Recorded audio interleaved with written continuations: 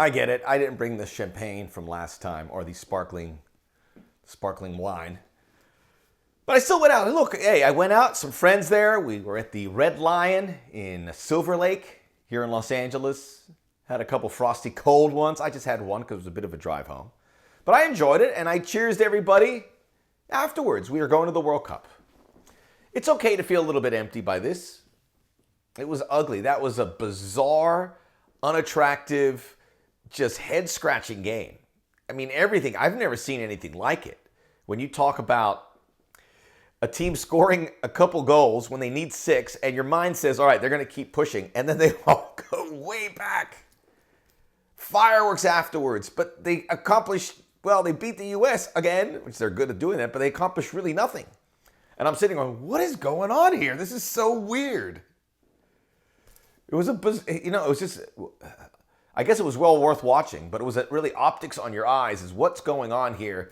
Okay, the U.S. team, by the way, we will get into what's going on with the U.S. here in a moment, but the U.S. team, for me, pragmatic from the beginning. I loved the first half. I loved it. They didn't take any risks. They played the ball back if there was nothing there. They were going to limit mistakes, and they found out very quickly that Costa Rica was not going to go for it. They were pretty probably sure about that coming in based on the fact that Costa Rica never gets more than 35% possession in any game, home or away. I think the game they had against Mexico at the Azteca, they had 25% possession. They're not going to touch the ball. When you don't touch the ball, it's going to be very difficult to score 6 goals. They did score 2, and that was still okay. Now, if they scored a third, I would have got probably some beads of sweat going on there. But the minute after they scored the second, they celebrated for 90 seconds. They all went back and said no. Keylor Navas took forever to come off the field. He wasn't in any rush. Just weird. Because in a normal circumstance, Costa Rica knew that it wasn't going to happen because this is the way it's supposed to be. You can't score it if that's the way you play. They knew it. But in normal circumstances, you would see a team be a little more aggressive. And even after scoring 2, but it wasn't. So weird. So yeah, I feel weird about it. You should feel weird about it. But this is the good news. The United States are in the World Cup. This is the first World Cup for anybody in the U.S. player pool. Nobody from 2014 is coming back. There are a lot of fans out there, and a lot of our younger fans tune in here on YouTube that have never really gone through a World Cup cycle. Enjoy this. Enjoy it. Enjoy Friday. Friday you are going to love seeing a World Cup draw, seeing the balls being pulled out, and find out what group you're going to be in. And guess what? For the next 7 months, you're going to talk about it. You're going to talk about how we match up against this team and this team. And what if we finished first? Who would we play in the round of 16, etc., etc. You're going to be doing it for 7 months. One of the funnest things ever. Boy, did I miss it 4 years ago. But we get it back this time. So that's good. Even though we qualify for the skin of your teeth. Be relieved. You don't have to be popping champagne, but be relieved. And we'll break down exactly the situation which lies ahead for the United States here on the Soccer OG. Check out the Soccer OG podcast where all podcasts are available. I got the one from post-Panama still up. I will have a World Cup draw show coming out on Friday with my old broadcast partner, Christopher Sullivan. Sully. ¿Qué pasa, Sully? We'll laugh, we will cry a little bit, and we'll break down all the groups. And we'll be doing it for 7 months. Oh, by the way, please like and subscribe right here. We appreciate that as I'm really excited about what we're going to be doing here in this space and on the podcast moving forward now that we know the United States are in. Setting off the beginning of a 5-year process, maybe longer, where this sport can grab the attention of this country. It's impossible if we don't qualify here with the World Cup in 2026. And yes, we could say, what if this? What if we didn't tie Mexico? And what if we didn't tie Panama? Blah, blah, blah. Who cares? Who cares? In 7 months' time, when the U.S. kicks a World Cup, we're not going to remember how we got here. We can fix a lot of things, and there's things to be fixed. There's no doubt about it. This is a flawed team. But right now, they got the job done. And if it gives you a problem to see them celebrating, then that's a you problem. Let these kids enjoy it because they are going to go, and some of them may not go. but they are preparing to go for the World Cup. This is their dream, and we are along for the ride, so we enjoy it too. So remember that. Let's get into this U.S. performance. They went for it. They brought in the team that played the Azteca. They had Christian Pulisic, who I wouldn't have started, or Anthony Robinson, just because they had so much tread off the tires. A lot of people would have liked to see Luca de la Torre. I saw that. But by the way, when Luca de la Torre came in, it's a different player like all these other American players, home and away. Home and away. Did they use him tactically a sound way? Not ideally. But he was back passing like the rest of them. And guess what? I'm okay with that. He did come in, they were losing. But at the first 45 minutes, as I said, that's what I wanted to see from the U.S. If this ended up 0-0, I'm like, heck yeah. The U.S. knew what they had to do. They pushed Costa Rica, and they saw right away that Costa Rica didn't want any part of it. Costa Rica scored once. They celebrated for 90 seconds. Costa Rica scored a second time. They celebrated for 90 seconds, dropped all the way back. They're like, nah. So strange. Such a strange game. I'm glad it's over. And now we can push forward. So this is one overarching reality I want us to look into this. We should demand more of this team. Finishing in third place, level on points against Costa Rica, optically not great. And going through all of this, we could see the issues we had. Was Gregg Berhalter excellent during this process? No. I like some things he did, but he was wrong. He was wrong on the 9 players or 7 players he changed in that Panama road game. He was wrong about not bringing in Luca de la Torre sooner. He was wrong on some of his 11s in certain games.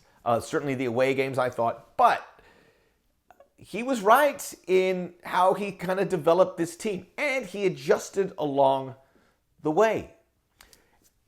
This is what I kind of liked about what Gregg Berhalter was able to do. Now, remember when he took over it, he was like this mad scientist. And I'll give Jason Davis of SiriusXM some credit here because I heard him talk about it. But remember when he came in and he wanted to shift Tyler Adams from this central midfielder to this hybrid fullback who could do this, and you're like, huh? That's the way he is. He came in hot. But he settled into it, and he learned about his team, and he learned about some limitations and where they could get pushed over these 6 months. And I think he changed, and I think that's great for a coach. The big thing here is the players, as we said, are going through this for the first time. So they're going to hit the speed bumps like every generation before them. Is this a more talented generation? I believe so, than we've ever seen. I think most people believe so too. But experience matters, and you've got to feel it at least once, maybe twice, hopefully once, to know what it's like to play at Mexico, to play in Costa Rica, to play Panama and El Salvador. Remember 6 months ago when Gio Reyna got spooked out by that firework? I remember it clear as day. We remember how we reacted. We're like, what? Not what you wanted to see. He's a different guy at the end. He's gone through these 2 injuries. He's grown. He's gotten bigger. He's gotten more confident. He's working his way. Everyone's gotten better, some more than others. We've answered some questions on personnel here and there. So it was all worth it. It's all worth it. But you've got to experience. Nothing in every sport. Nothing happens on an instant. Talent doesn't take you there. You have to experience these things. And now they've gone through that time. Look, you could make excuses. This stomach virus that went through, and I know a lot of people would like to see Gio Reyna in the starting 11. We heard from Gregg Berhalter about this virus that ripped through him, and they were monitoring his minutes, so he wasn't ever going to start any of these games. He got in on all 3. That's pretty good. Luca de la Torre, as we talked about, like many others, just had a pretty wretched game out there. And after the halftime whistle, when these free kick defendings were, there's 2 things that you put at the top of this list that you have to really put under the microscope here for the U.S. The set piece defending and the goalkeeping. This was not Zach Steffen's finest hour. Probably could have prevented both goals. You go back to even the Panama game with some moments where he looked a little shaky. This goalkeeping situation should continue to be a competition, although Matt Turner being out this long, and the idea that he's going to go into the same situation that Zach Steffen is which is they're not playing regularly for their club. I get the feeling Matt Turner might have a better chance of breaking through at Arsenal at some point, but for now, he's a backup. That's what Arsenal wants. They want a really good backup, just like Manchester City wants a really good backup. It's Zach Steffen. They're a super club. They feel that they should have a backup that is better than most starting keepers, so they do. How do we determine who is the better keeper? I don't think Ethan Horvath's going to get into the stratosphere of these two. These are still the top two goalkeepers. They both have their strengths. They both have their concerns. Again, it's an imperfect squad here that the U.S. has. So that was unsettling to see him getting bent in around a little bit. Again, just tactically, we could go for it. I thought they did in the first half to a degree. We saw something we've never seen before, where the U.S. stopped pressing. They played the ball around the back. They were super patient. They didn't look, and I was like, okay, I'm fine with this.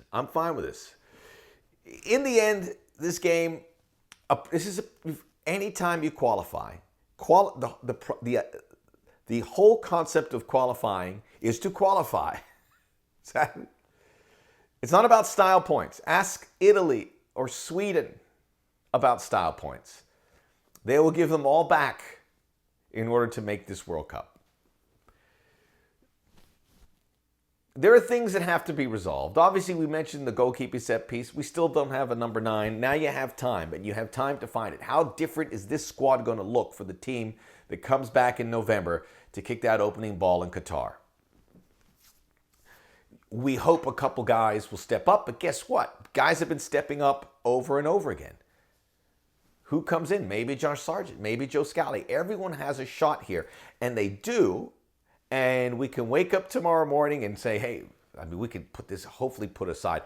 We don't want to remember this. This was ugly, ugly, ugly.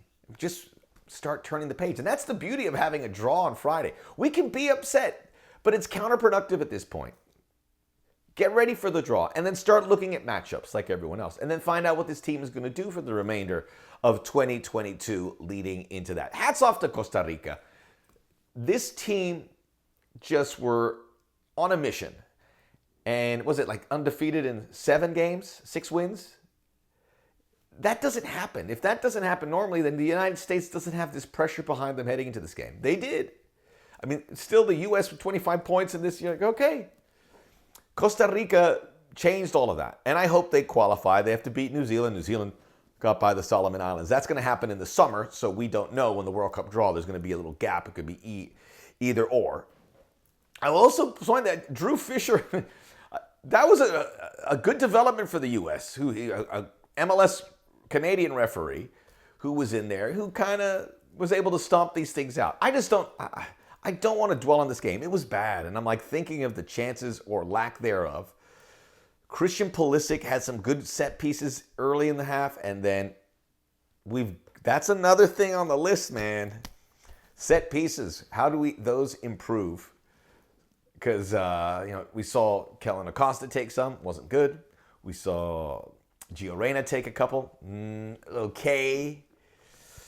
But, again, all 5 substitutes used. Reyna, Ferreira, Shaq, Moore. Didn't see Jesus Ferreira at all. He came in for Tim Weah. Tim Weah was pretty solid. But, again, this wasn't the game plan. I would like to think and believe they said they were coming out to win. But what I saw in the first half told me they weren't. And that was fine. Because it's about qualifying. I feel good about our team.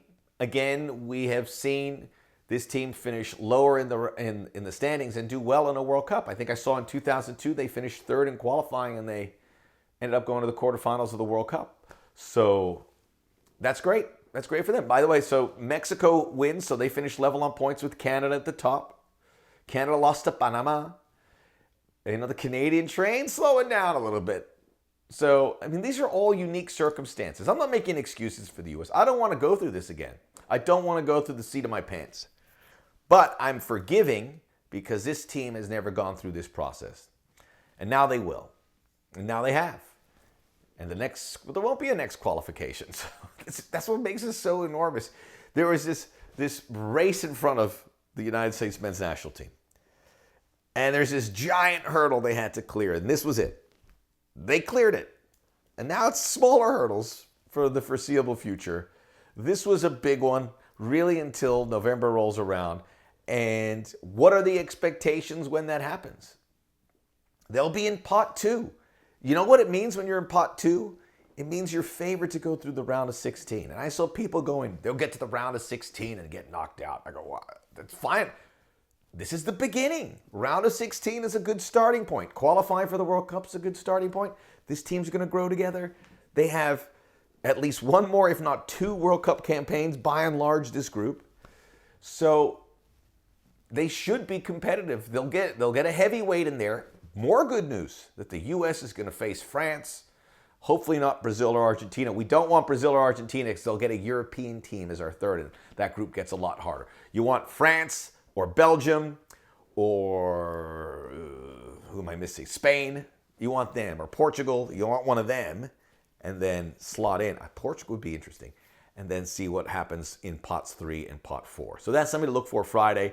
We will be doing a live stream with my friends at 110 Football Friday, noon Eastern, 9 a.m. Pacific. Go to the Soccer OG, go to 110 Football, jump in. We will have a conversation with us, and we'll talk about the groups as they happen, the U.S. and all 8 of them, Friday, noon, 9 Eastern, 9 a.m. Pacific. We'll have a good time. Soccer OG podcast will also come out with my friend Christopher Sullivan. And let's go. We're in. I'm going to have a frosty cold one. After all, I think I am. I can talk about this. Do I need it? That's water under the bridge at this point. These guys, I was just talking. These guys love each other. There is a good family unit. And who knows with Gregg Berhalter? This could be it. He's not going anywhere now. He did his job. He did his job. Have a great one, everybody. We'll see you.